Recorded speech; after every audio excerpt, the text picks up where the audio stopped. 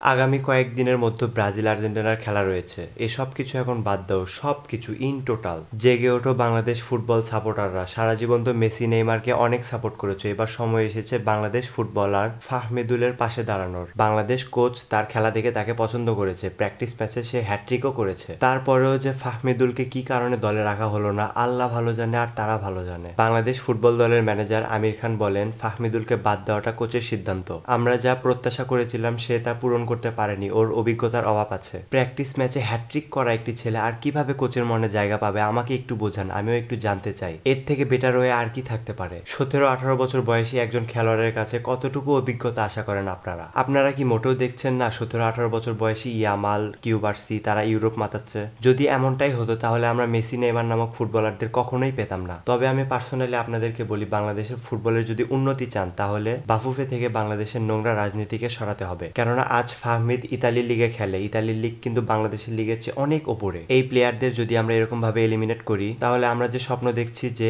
MLS এ খেলা সুলাইমান, যে কিনা মেসির সঙ্গে খেলে, তাকে বাংলাদেশের জন্য খেলাতে, তারা যদি এইসব দেখে তাহলে ওরা কিন্তু আর এই দেশে আসতে চাইবে না। আমি বলছি না যে ফাহমিদুল খেললেই বাংলাদেশ জিতে যাবে, ফাহমিদুল খেললেই বাংলাদেশ স্কোর করবে। আমি বলছি যে তারা আমাদের গর্ব, আমরা তাদেরকে নিয়ে আমাদের দলকে ধীরে ধীরে স্ট্রং করব। ফাহমিদুলকে নিয়ে যদি কোনো প্রবলেম থাকে তাহলে তাকে সাবস্টিটিউট হিসাবে খেলান, তাকে 20 মিনিট খেলান, তাকে 10 মিনিট খেলান, তাকে বেঞ্চ করিয়ে রাখেন, তারপরেও যেন ফাহমিদুলকে স্কোয়াডে রাখা হয়।